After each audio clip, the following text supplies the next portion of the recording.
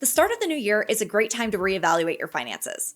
Maybe you're watching this in January and you're recovering from a bit of a holiday spending hangover, and you want to have enough set aside for next year so you don't have to worry about overspending as much.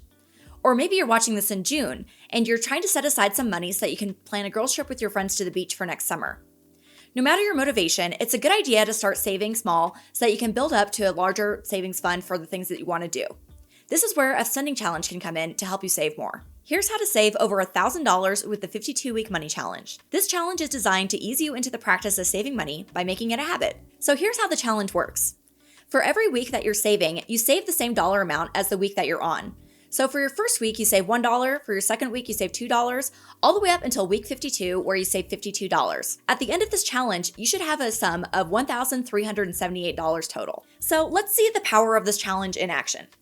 Let's say there's a guy named Jim who wants to go to Coachella next year. Jim lives in LA, which means the only transportation he needs to get to the event is gas money. However, he wants to buy a 3-day general admission pass, a car camping pass, food, enough money for activities and equipment. All in all, he's looking at probably $1,000 or slightly more to go to this event. If he decides to start doing the 52-week money challenge a year before the tickets go on sale, he should have more than enough money to pay for the event. So we've talked about how the challenge can work for someone, but let's talk about how the challenge can work for you. Perhaps you have some kind of financial goal that you want to achieve over the next year that'll cost about $1,300. Whether it's a trip, upgrading your tech, maybe you want to buy a home improvement that would normally be out of the budget. Let's think about how saving strategies operate for different people and how they can operate for you. Maybe you're more of a tactile person and you like being able to take your cash out and count it from your piggy bank. Or maybe you like to have your money stashed away online so it can earn a bit of interest. Maybe you prefer to do lump sums of payments for savings instead of on a weekly basis, so you could do it every month or every other month. Maybe you want the challenge to get easier as time goes on, and so you actually want to reverse it, starting with $52, $51, $50, on and on until your very last week is just $1. Let's talk about another savings habit that can be really helpful, and that's putting away your savings as soon as you get your paycheck.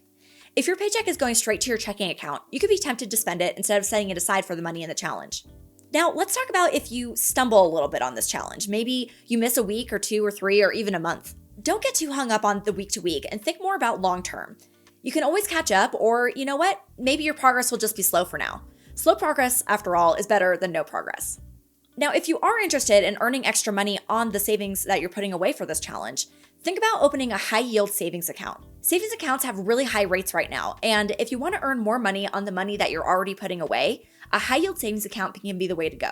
If you're looking for a new high-yield online savings account, check out NerdWallet, where we have lots of information and reviews about these different kinds of accounts. And if you're looking for other ways to save, we have lots of articles and advice on how to do that. If you feel worried about starting this challenge because you don't have a specific goal in mind, don't worry about it. Think about it in terms of saving just to have savings on hand.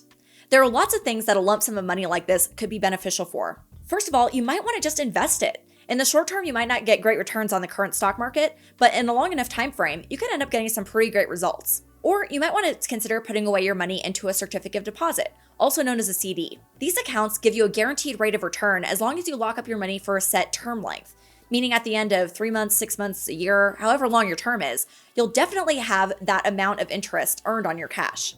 Another thing that savings are great for, but might not be quite as fun to think about, is a rainy day fund or an emergency fund.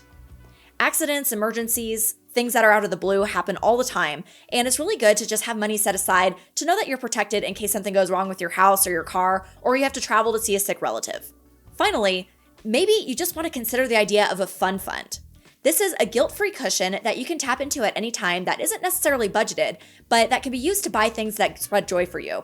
No matter what your savings goal is, a money challenge like this can do something for everyone, and that's create good financial habits and discipline. Think about your savings goal like running a marathon. 27 miles is going to seem like a lot for a brand new runner, but maybe you can start out with just a mile, 2 miles. Maybe you go for a 5K or 10K or a half marathon. Next thing you know, once you've built all those habits of running, 27 miles isn't going to seem as difficult as it once did. Replace that marathon with something like a big savings goal, like a down payment on a house, or a 6-month emergency fund, or saving for retirement. Those can seem like really big impossible tasks, but a money challenge like this can help break down a large goal into something smaller that's much more manageable on a regular basis. Also, you can get a huge sense of accomplishment from finishing even a small challenge like this, because you start to build those habits that help you save more in the long run. I'm Chanel Bissett, and I'm a banking writer with NerdWallet. As for me, if I had $1,300 set aside, I'd probably rent a cabin with my good friends for a long weekend. Or maybe I'd buy a really nice mattress. After all, you can't put a price tag on beauty sleep.